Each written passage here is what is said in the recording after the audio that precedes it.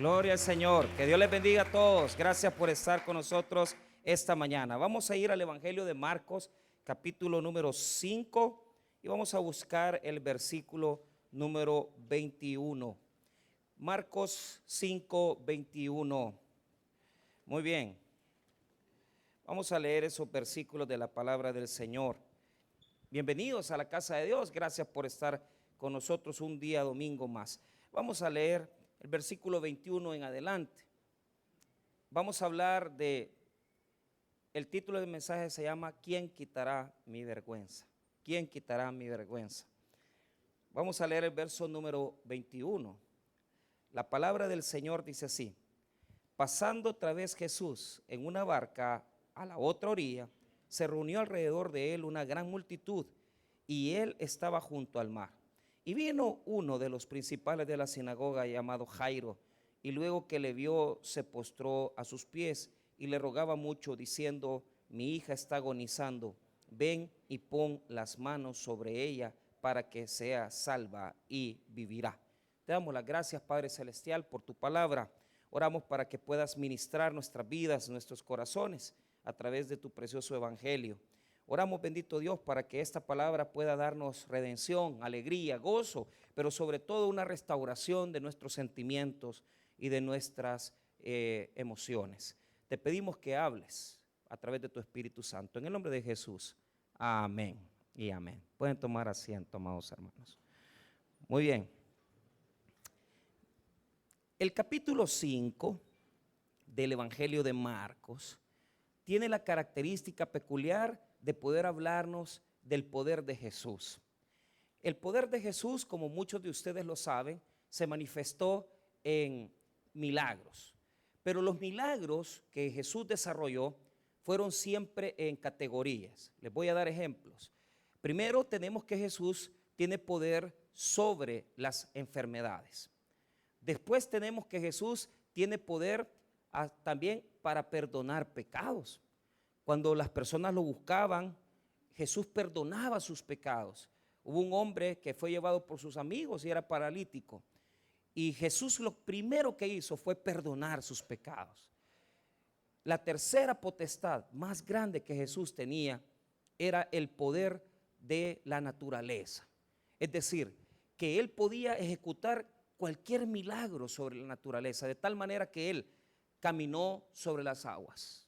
Número 2, él hizo milagros de multiplicación de panes y peces. ¿Por qué? Porque Jesús tiene poder para sanar, tiene poder para perdonar pecados, tiene poder para poder manifestar su obra en la naturaleza, pero también, hermanos, tiene el poder de la resurrección. En los evangelios, él le dio resurrección a 3 personas. Resucitó a Lázaro, resucitó a la hija de Jairo y resucitó al hijo de la viuda de Naín. Es decir, las resurrecciones que Jesús hizo, las hizo en 3 niveles. Primero, sanó a adultos, como lo fue Lázaro, sanó a jóvenes, como fue el hijo de la viuda, y resucitó también a niños, en este caso a una niña que es la hija de Jairo. Hermanos, diga conmigo, el poder de Jesús es grande. Le estoy resumiendo, hermano, una clase de cristología, sencillo, para que usted lo lleve en su corazón. Poder sobre naturaleza, poder para perdonar pecados, poder para poder, hermano, hacer obras de resurrección y el poder de la sanidad. Entonces, el capítulo 5 está desarrollado con el objetivo de enseñarnos a nosotros el poder de Jesús sobre los demonios y las fuerzas del mal. Entonces, ¿por qué? Mire cómo inicia el capítulo 5 de Marcos. Mire el título que está sobre el versículo 1. El endemoniado gadareno. Diga conmigo, el endemoniado gadareno. Ay, este señor era un señor que pasaba escondido en una cueva, ¿verdad? Y se hacía daño a sí mismo. Y lo querían, hermano, atar con cadenas. Pero él, por la fuerza sobrenatural que tienen los demonios, la rompía constantemente. Y aunque querían ponerlo en sujeción, él no podía hacerlo. Ya algunas personas lo habían querido atar, porque el problema de este caballero no era, hermano, que él tenía simplemente un problema psicológico, es que él tenía un demonio dentro de sí.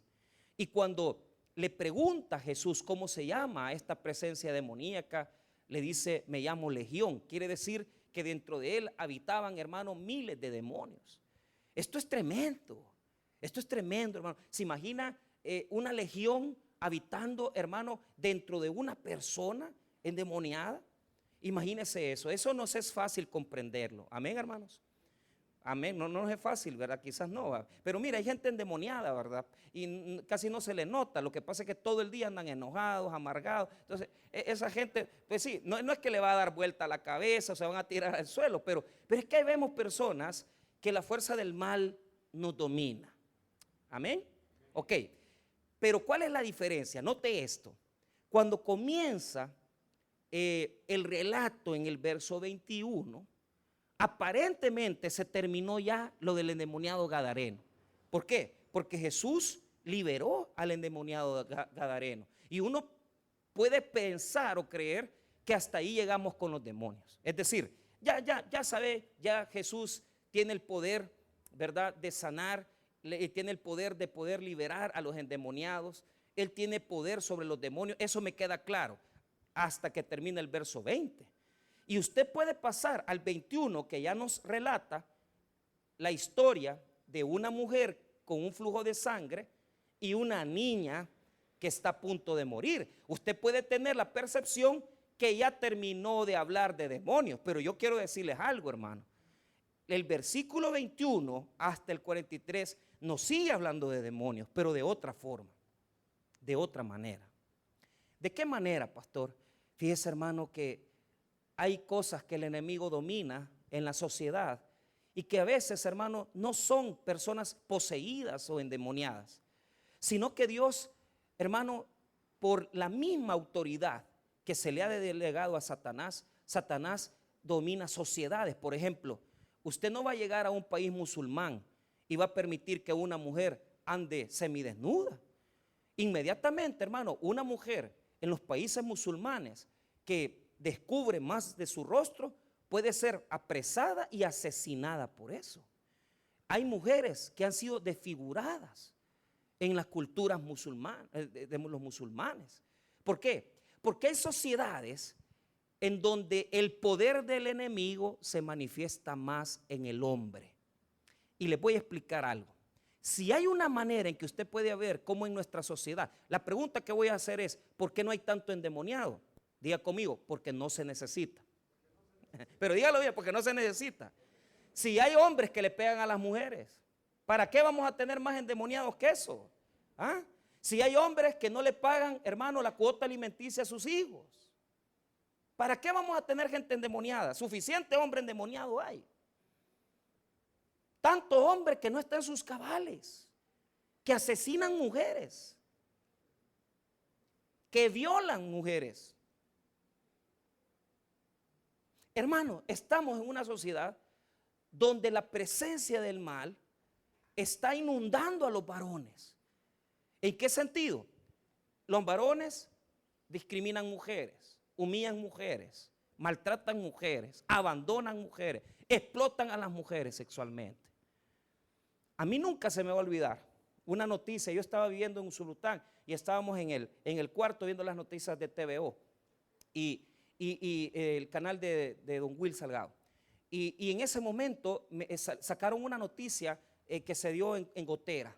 Y fíjese que estaba este hombre, ¿verdad?, conviviendo con la señora y había violado constantemente a la hija mayor. La muchachita tenía 14 años, la estaba abusando.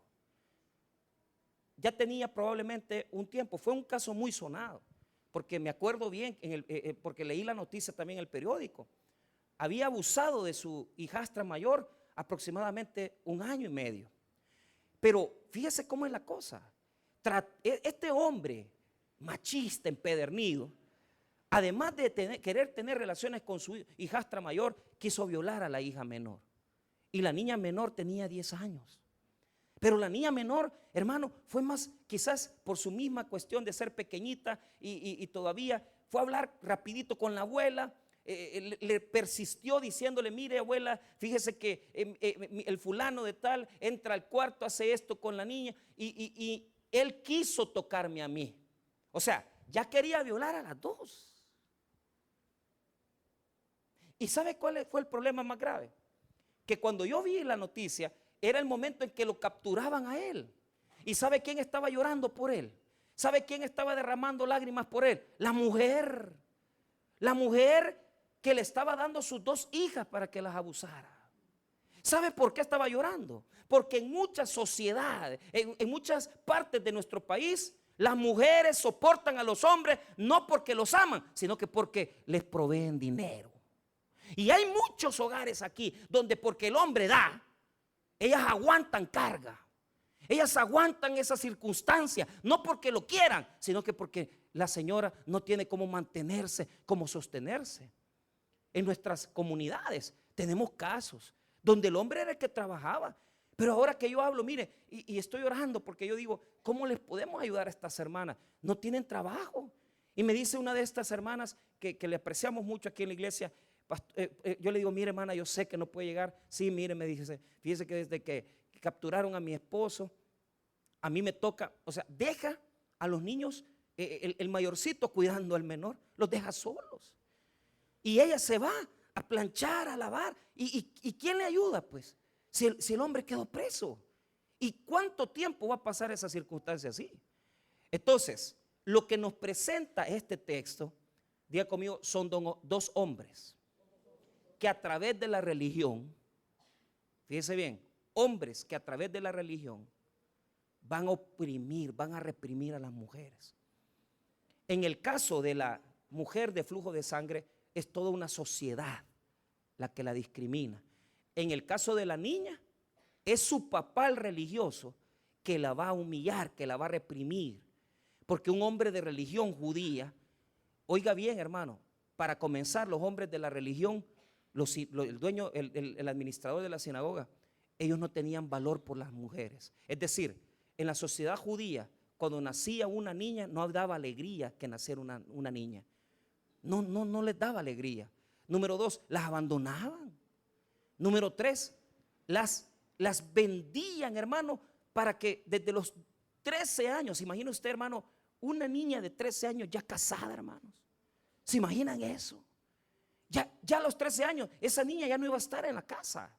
Entonces, lo que nos presenta el relato del verso 21 al 43 es que la sociedad está llena de espíritus que se posan en el hombre, pero no como demonios, sino como una influencia que reprime a la mujer, que humilla a la mujer, que humilla a las niñas y humilla a las mujeres. Ahora, ¿cómo le vamos a llamar el daño que causa Satanás en esta cultura, en la cultura judía? Digámosle vergüenza. Diga conmigo vergüenza. Vergüenza, hermano, es una falta de valor propio. Te señalan, te critican. La vergüenza, hermano, es una falta de valor en sí mismo. Entonces, el texto del milagro de la mujer con flujo de sangre se encuentra desarrollado desde los versículos 24 hasta el 34. Son 10 versículos en los que nos habla de la sanidad de la mujer de flujo. Y del versículo 35 al 43 está la resurrección de la hija de Jairo. Amén. Diga conmigo, son 2 en 1. Están unidos, tienen venas que los unen los 2 relatos. Usted no puede estudiarlos si no los une. ¿Por qué razón? Veamos la primera característica. Las 2 tenían 12 años. Diga conmigo, tenían 12 años. La mujer tenía 12 años de tener flujo de sangre. Vea lo que dice el 24. Fue pues con él y le seguía una gran multitud y le apretaban. Pero una mujer que desde hacía 12 años padecía de flujo de ¿qué? De sangre. Entonces la mujer tiene 12 años de padecer flujo de sangre. Y la niña, ¿cuántos años tenía la niña? Mire lo que dice el 42. Y luego la niña se levantó y andaba, pues tenía 12 años, y se espantaron grandemente. Entonces, 2 2 mujeres, una niña y una adulta. Veamos otra característica. Diga conmigo, las 2 son hijas de Dios.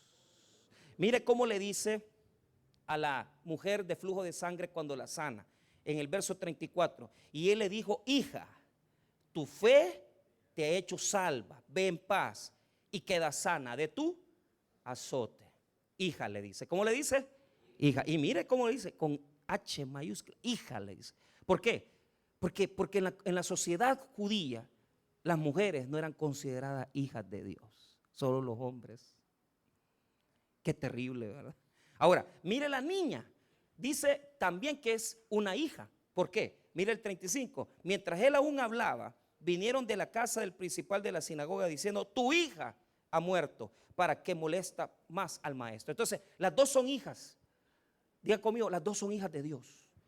No importa la edad que usted tenga, si usted tiene 12 o 40, si usted tiene 12 o 50, usted es hija de Dios. Amén. Ok, hablemos entonces de la vergüenza. Hablemos entonces de la vergüenza.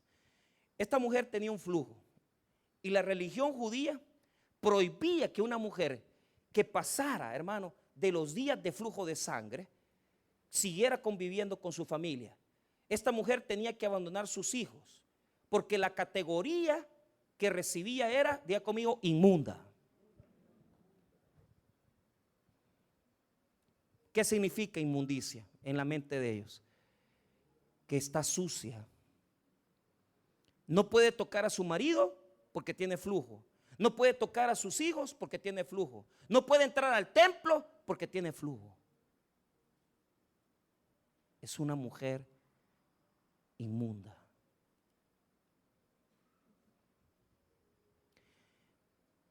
Esa condición religiosa que la condenaba, porque mira, ella tuvo que haber abandonado a su familia, irse a vivir sola, y era considerada inmunda en todos los momentos. Eso le provocó vergüenza. Diga conmigo, vergüenza. Esa vergüenza provocó que cuando vio que Jesús pasaba, porque en los versículos introductorios nos dice que Jairo, el jefe de la sinagoga, fue a buscar a Jesús desesperadamente y le dijo: Jesús, ven a buscar a mi hija, ven a buscar, porque mi hija está enferma, todavía no había muerto, pero por poco ya casi moría.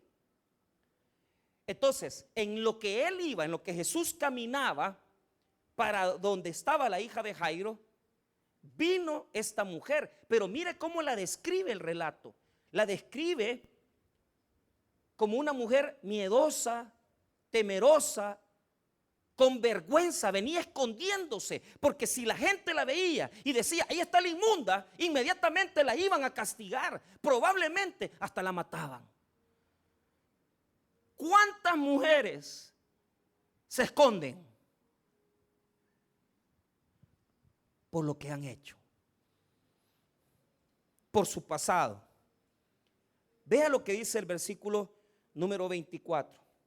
Fue pues con él y le seguía una gran multitud y le apretaban. Verso 25. Pero una mujer que desde hacía 12 años padecía de flujo de sangre y había sufrido mucho de muchos médicos y gastado todo lo que tenía y nada había aprovechado, antes le iba peor. Diga conmigo, había sufrido mucho. Pero mire cómo lo presenta la condición psicológica de ella, cómo ella se presenta con Jesús. Verso 27. Cuando oyó hablar de Jesús, vino por detrás entre la multitud y tocó su manto. ¿Por qué vino por atrás y no por delante?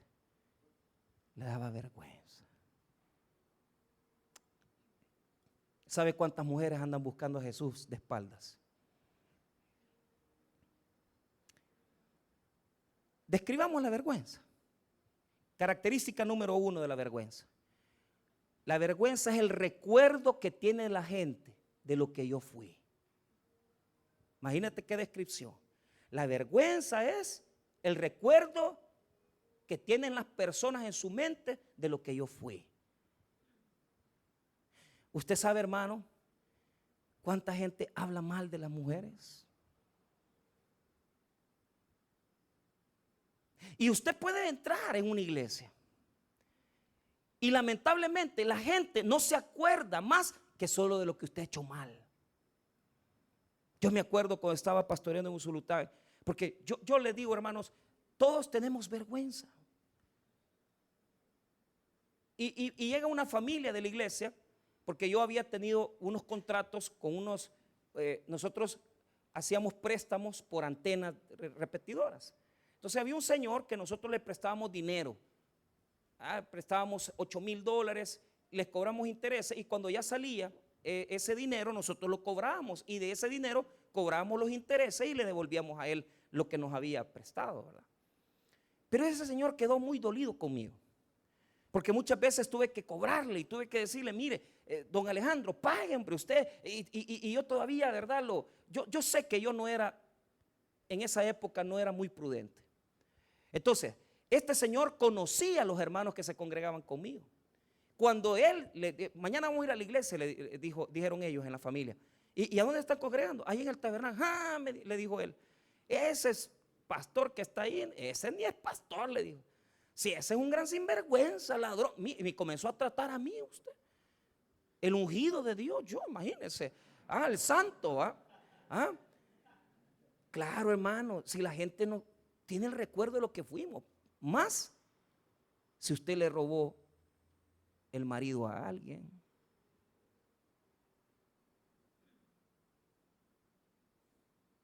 Más si usted cometió el error de aceptarle la mentira a un hombre, decirle, es que yo con ella no tengo nada, yo me voy a casar contigo.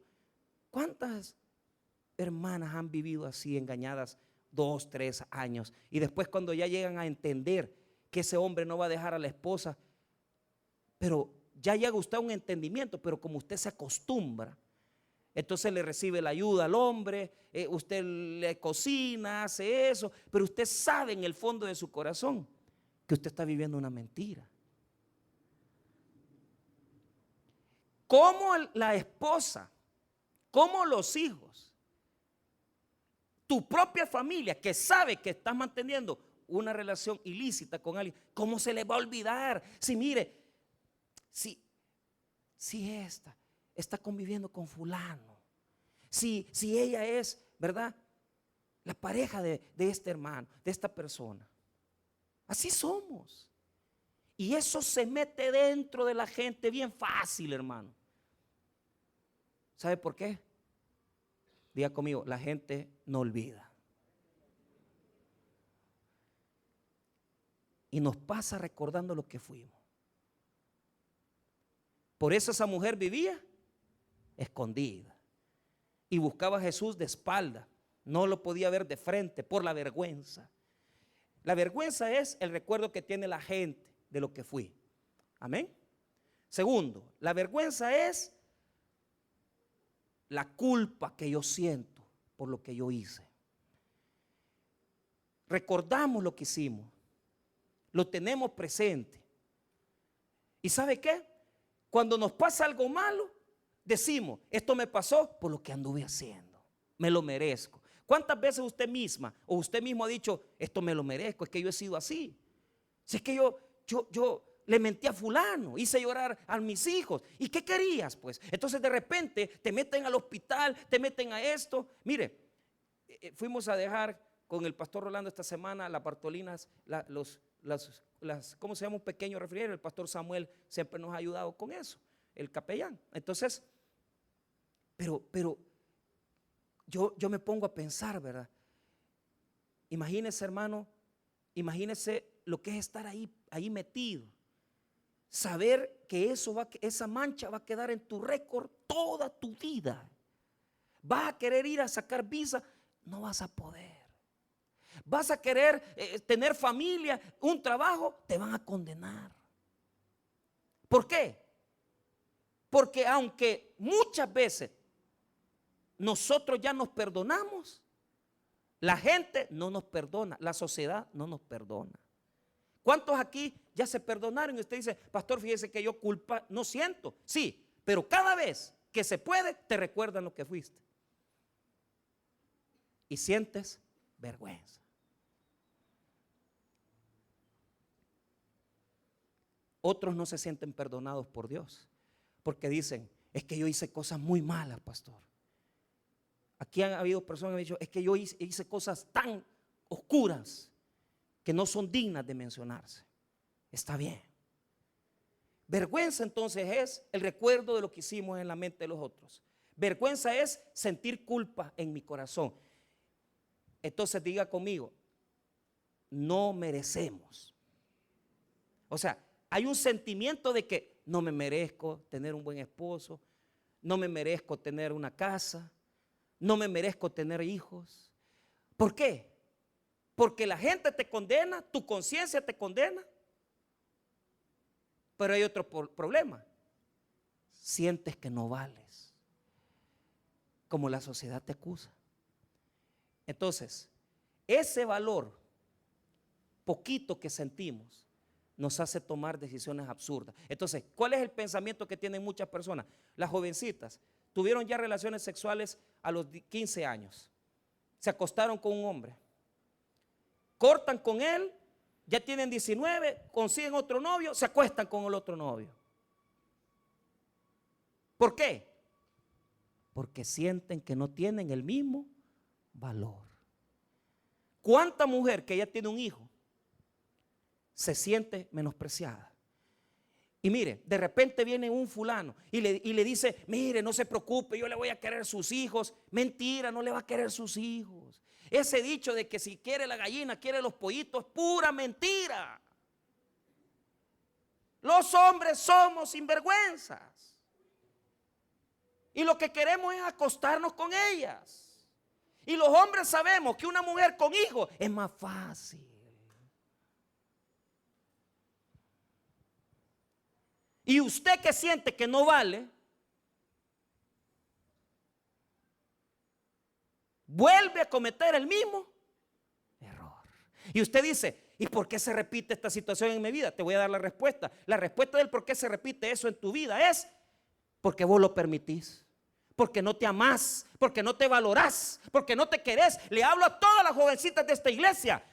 Cuídense, no se acuesten con alguien solamente porque les viene a endulzar la oreja.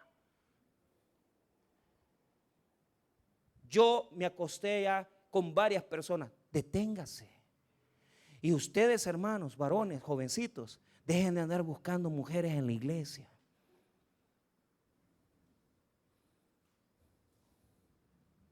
Ni aquí ni afuera. Cuídense. Mira el montón de varones, solo yo, 3 amigos con cáncer de próstata. ¿Por qué? ¿Porque han sido humildes? No, porque han sido cachudos. ¿Ah? Han sido diablos que en la misma iglesia y se sientan con la esposa en un lugar y ven a la otra y le están haciendo ojitos o mandándole WhatsApps. Si usted cree que eso es nuevo, eso es viejo.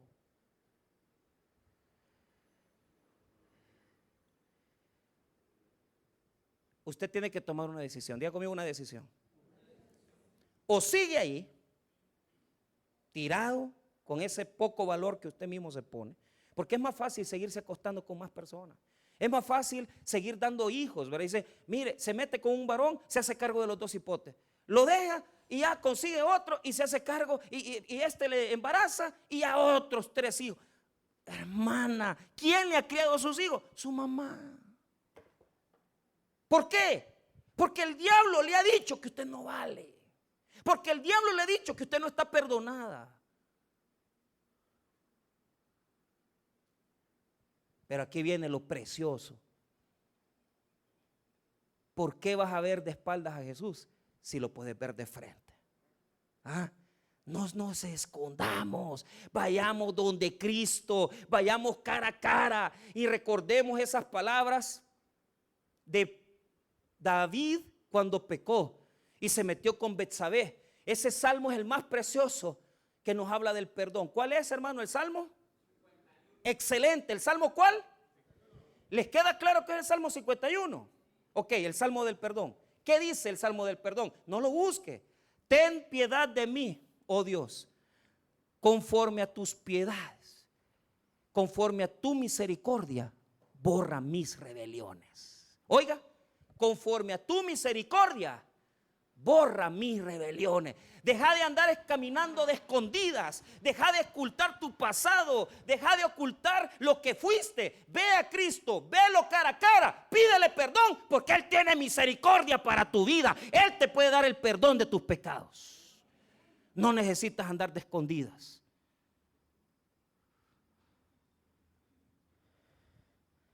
Pero aquí viene algo precioso. ¿Qué nos da Cristo? Diga conmigo, ¿qué nos da Cristo? Dígalo bien, ¿qué nos da Cristo? Una nueva dignidad. Diga conmigo, una nueva dignidad. Te voy a enseñar la dignidad en Dios. La dignidad es valor. Saber que yo valgo. La dignidad es saber que yo valgo para mí, para mi familia y para todos. Diga, yo tengo mucho valor. Pero en Cristo. ¿Cómo? Les explico. Hay una parábola en Lucas. Está la parábola de la oveja perdida, la moneda perdida y el hijo perdido. Amén. Los tres son lo peor que puede haber. La oveja era la peor, la más seca, raquítica. No daba, esa no era oveja, era cabra, porque no daba lana, sino que leche. Entonces, pero ¿sabe qué? ¿Sabe que el pastor deja las 99 por una que no vale nada?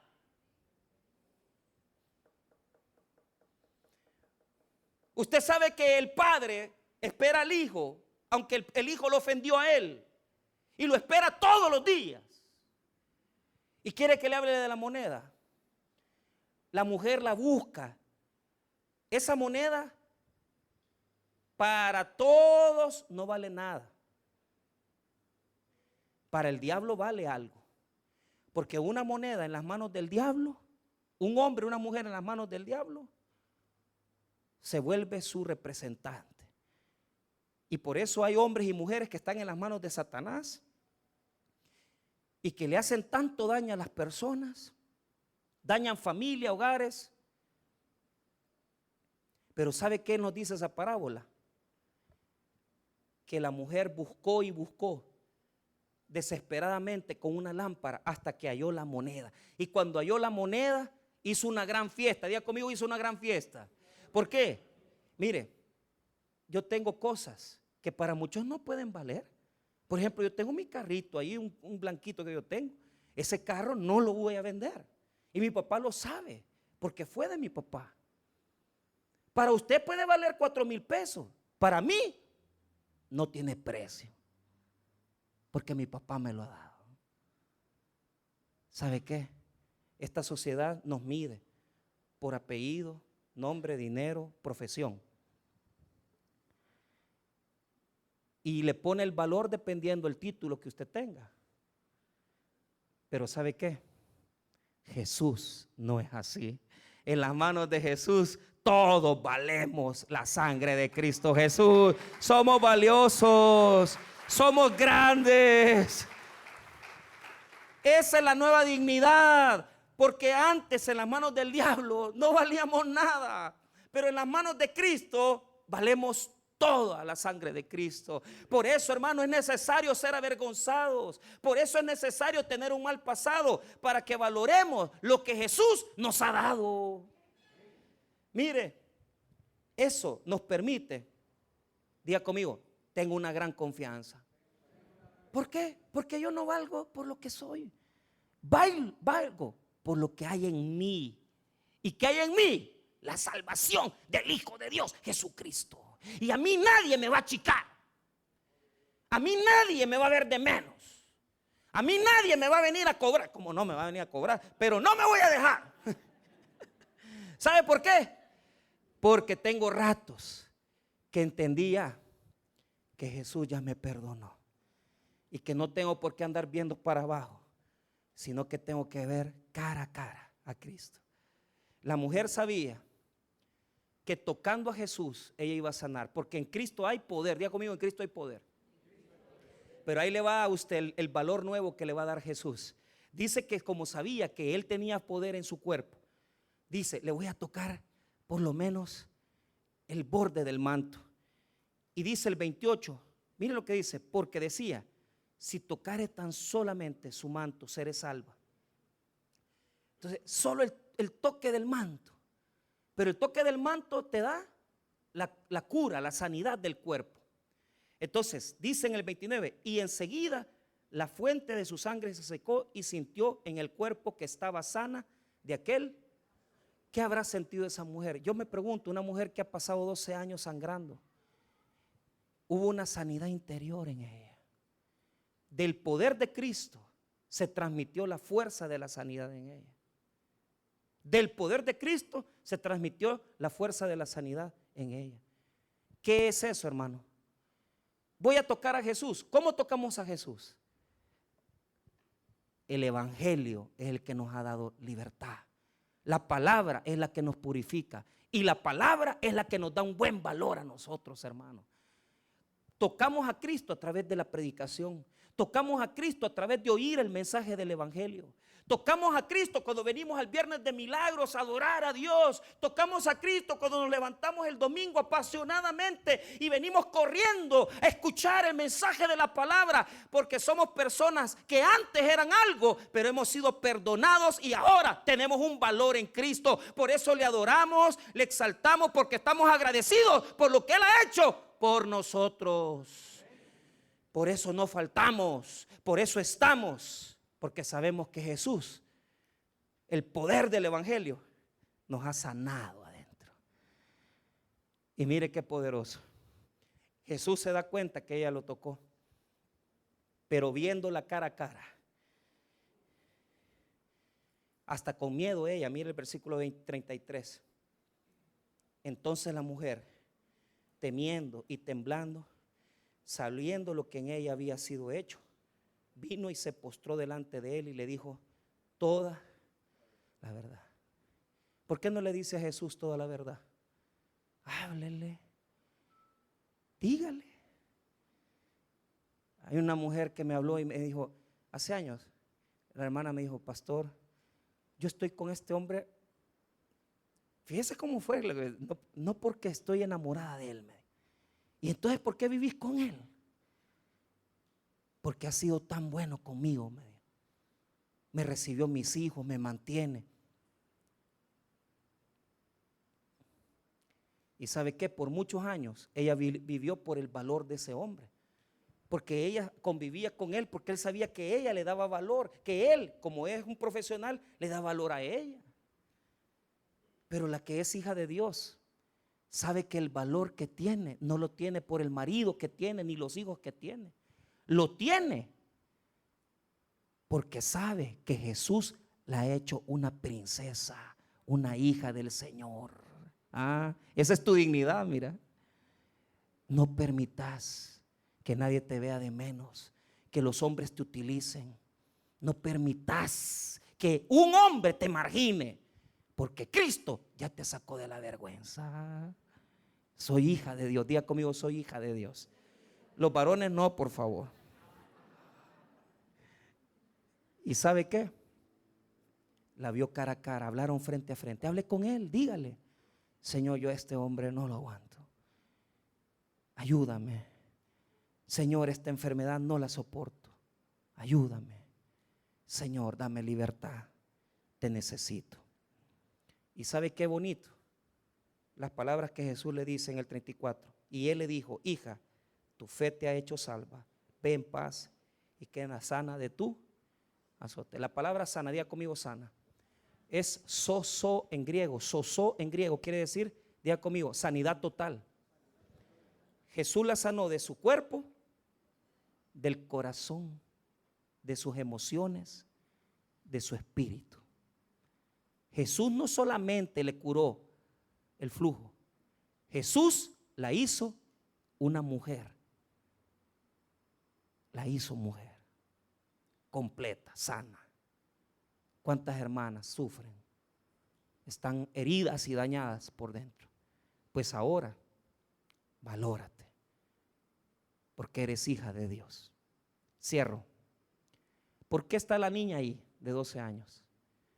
Porque hay mujeres aquí que desde los 12 años ya vienen siendo ultrajadas, humilladas. Y desde su pequeña edad hasta que han sido adultas solo han sufrido. Pero yo les digo algo. No debemos permitir que a estas épocas de la vida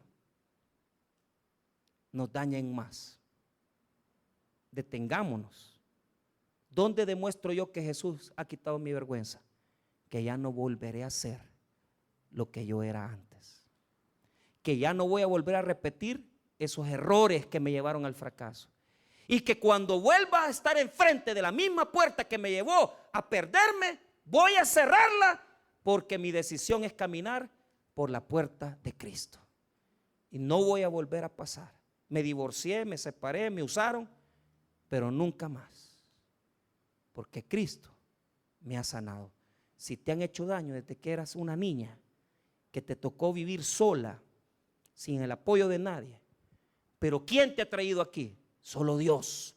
Porque aunque creías que estabas sola, Cristo estaba contigo. Siempre te cuidó, siempre te amó y siempre te ha preservado, porque eres una hija de Dios. Vamos a orar, hermanos. Padre.